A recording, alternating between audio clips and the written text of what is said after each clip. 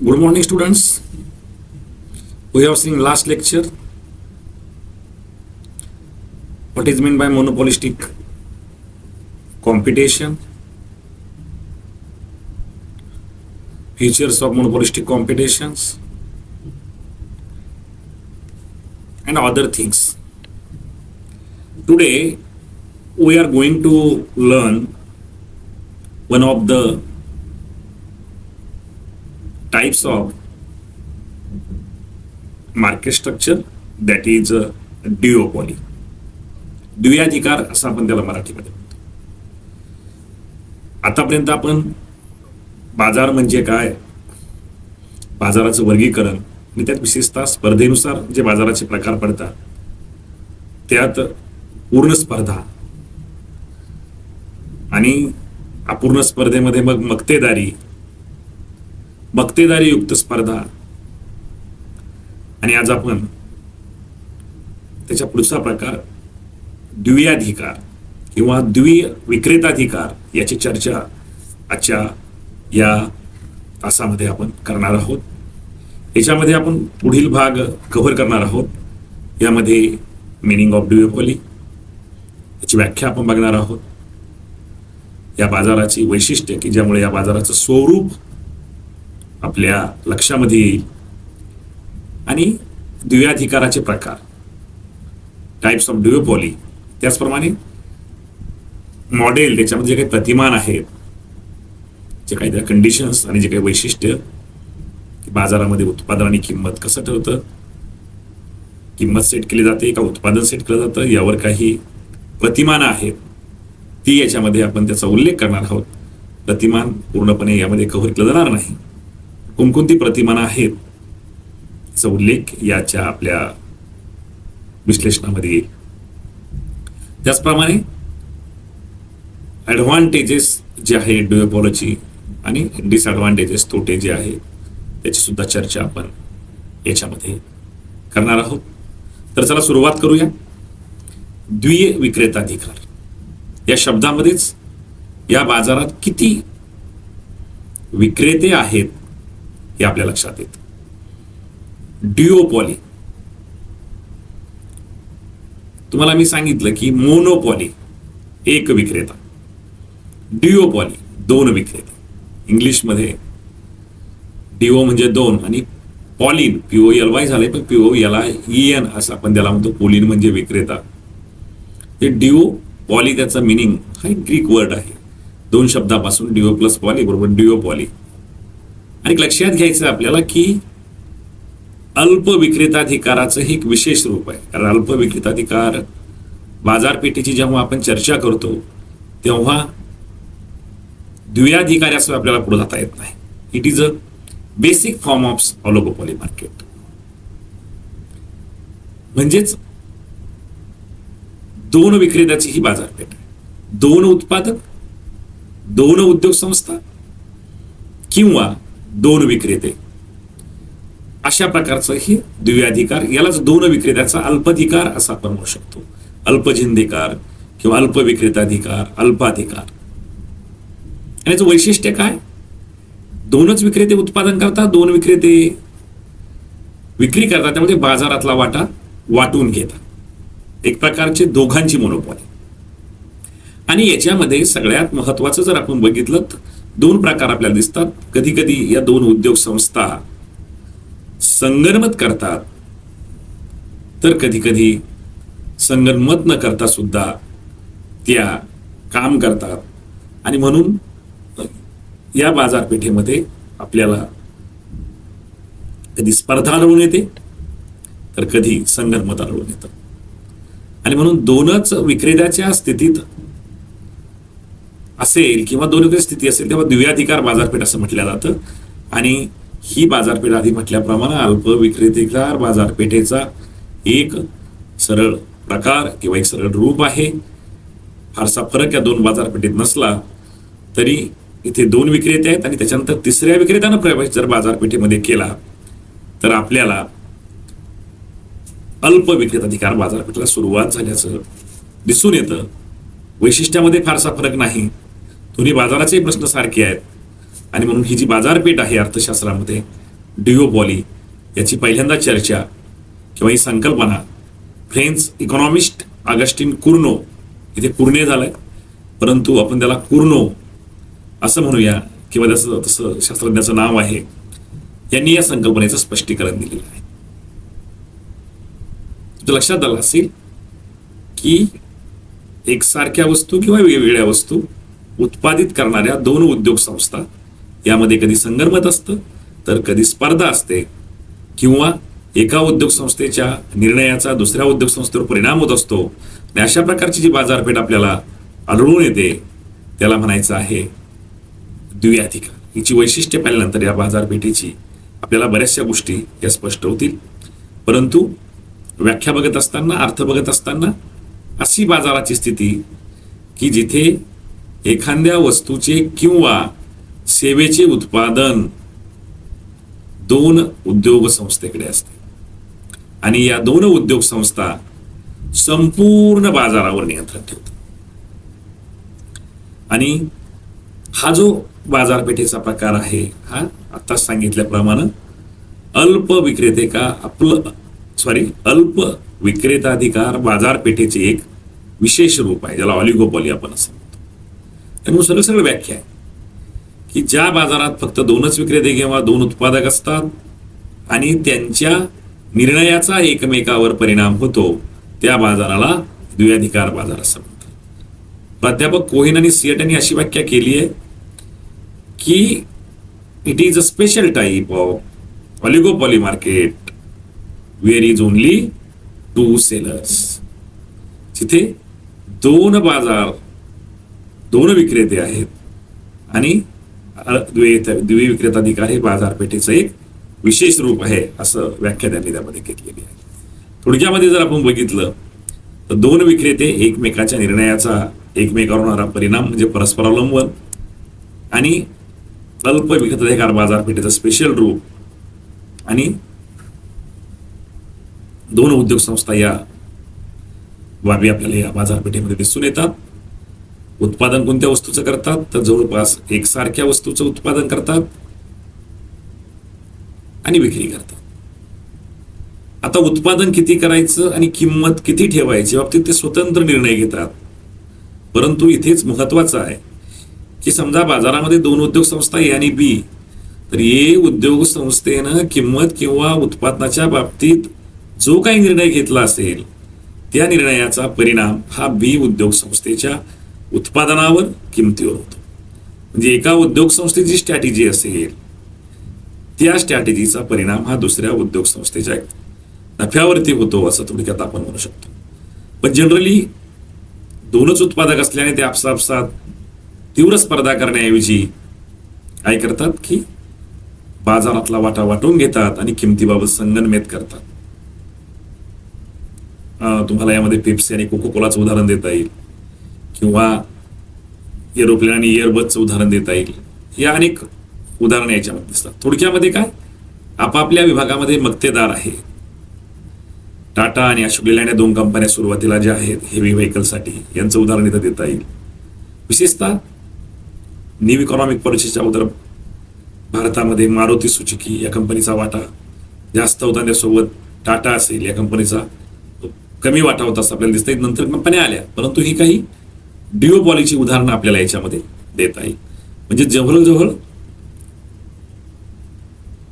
आर्थिक सुधारणापूर्वीच्या अवजड वाहनांचा उद्योग होता, त्यामध्ये आपल्याला हा बाजारपेठ दिसून येते. या बाजारपेठेचं आपण एक वैशिष्ट्य बघितलं तर ऑलरेडी आपण त्याचं डिस्कस केलेलं आहे. दोनच विक्रेते आहेत, ग्राहक मात्र अनेक आहेत, संख्या त्यांची मोठी आहे.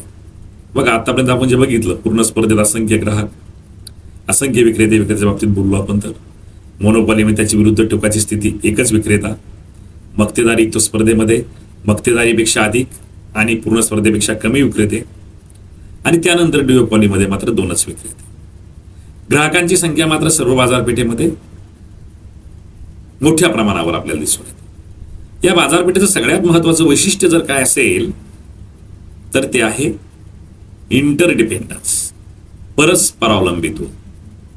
एका उद्योग संस्थेने घेतलेले निर्णय हे दुसऱ्या उद्योग संस्थेवर परिणाम करतात. किंवा एका उद्योग संस्थेच्या निर्णयाचा परिणाम हा दुसऱ्या उद्योग संस्थेवर होतो, हे या बाजारपेठेचं वैशिष्ट्य आपल्याला सांगता येईल. वस्तू एकतर होमोजिनियस उत्पादित केल्या जातात, विक्री केल्या जातात, किंवा डिफरन्शिएटेड गुड असतात. प्राइस स्टॅबिलिटी हे आहे की किंमत युद्ध टाळण्यासाठी एकानं किंमत कमी केली की दुसऱ्यानं कमी करायची, अजून तिसऱ्यानं कमी करायची. जेव्हा किंमत युद्ध सुरू होतं मग ते लक्षात येतं आणि मग ही किंमत स्पर्धा टाळली जाते आणि किंमत स्थिरता कशी राहील याकडे लक्ष दिलं जातं. त्याला प्राइस स्टॅबिलिटी किंवा प्राइस रिजिडिटी असे सुद्धा इंग्लिशमध्ये म्हटलं जातं. त्याला परिदृढता हा शब्द आहे, ताठरता हा शब्द आहे, त्याला रिजिडिटी हा इकॉनॉमिक्समध्ये शब्द आहे. कॉम्पिटिशन अँड कॉपरेशन, स्पर्धा करतात, एकत्र येतात आणि मग त्यामधून उत्पादन किंवा किंमत ठरवतात. तर थोडक्यामध्ये आपण जर बघितलं हे काही 5-6 वैशिष्ट्ये जी आहेत अतिशय महत्वाची आहे की दोनच विक्रेते आहेत, एकसारख्या वस्तूचं किंवा वेगवेगळ्या वस्तूचं उत्पादन करतात, अनेक ग्राहक आहेत, परस्परावलंबित्व आहे, अनसर्टनिटी बी आहे, हे गोष्टी तुम्हाला सांगता येईल. पण ते ऑलिगोपॉलीमध्ये पण यामध्ये सुद्धा थोडंसं कमी दिसून येईल पण आहे. त्यानंतर प्राइस स्टॅबिलिटी आणि कॉम्पिटिशन आणि कॉर्पोरेशन. पुढे आपण जाणार आहोत, त्याचे प्रकार आपण काही ह्याच्यामध्ये बघणार आहोत. द्विविक्रेताधिकाराचे प्रकार. पहिला आहे संगनमत द्विअधिकार. आता सांगितल्याप्रमाणे स्पर्धा आणि सहकार्य जेव्हा संगनमत केलं जातं तेव्हा उद्योग संस्था एकत्र येतात आणि किंमत व उत्पादन ठरवतात. कोलिजिव्ह ड्युओपॉली, दोन उद्योग संस्थांनी एकत्र येणं, किंमत आणि उत्पादनाचा वाटा ठरवणं, बाजारपेठ वाटून घेणं, याला म्हणायचं संगनमत द्विअधिकार. आणि नॉन कोलिजिव्ह ड्युओपॉली म्हणजे असंगनमत द्विअधिकार. स्वतंत्रपणे उद्योग संस्था स्पर्धा करतात, यामध्ये प्राइस वार होऊ शकतं किंवा स्पर्धाही सुरू असते. काही प्रतिमानं यामध्ये आहेत द्विअधिकाराची, मॉडेल्स आहेत. यामध्ये फ्रेंच अर्थशास्त्रज्ञ ऑगस्टिन कुर्नो यांचं द्विअधिकार प्रतिमान प्रसिद्ध आहे. 1938 मध्ये त्यांनी मांडलं आणि यामध्ये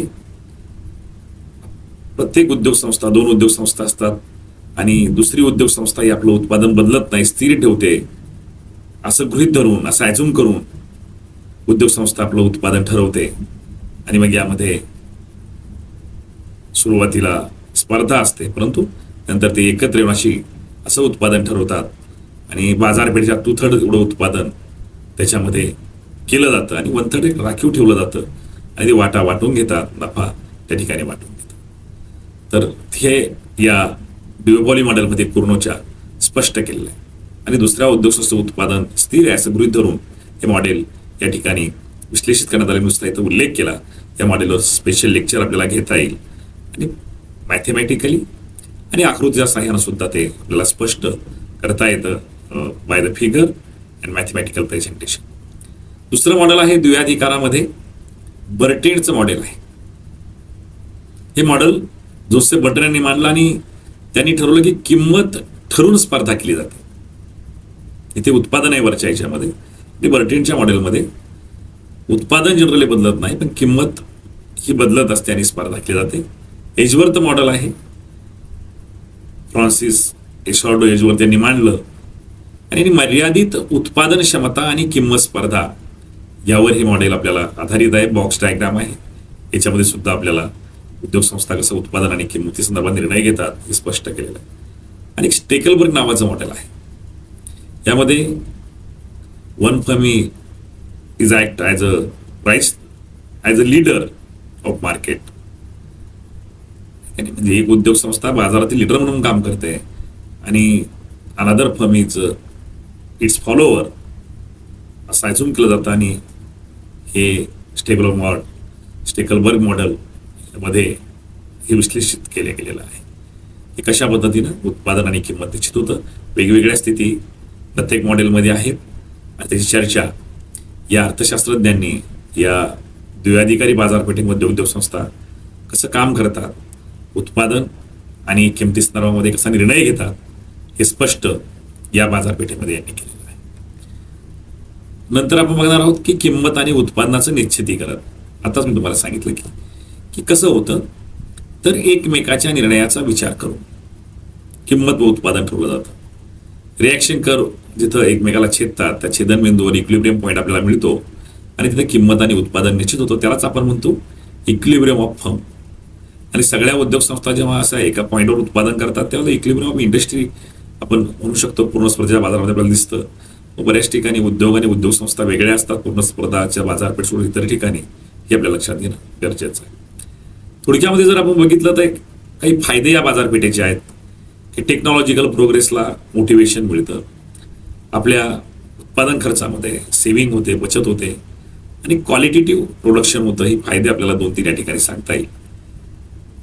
मात्र काही तोटे सुद्धा आहेत की ज्या ठिकाणी संगतबद्ध जर झालं तर मग मोनोपॉली प्राइस चार्ज केली जाऊ शकते, सामाजिक कल्याणाला हे होऊ शकतं, ग्राहकांना जास्त किंमत आकारल्या जाणं, मर्यादित स्पर्धा, लिमिटेड कॉम्पिटिशन, म्हणजे त्या ठिकाणी कॉम्पिटिशन कमी असते त्यावेळेस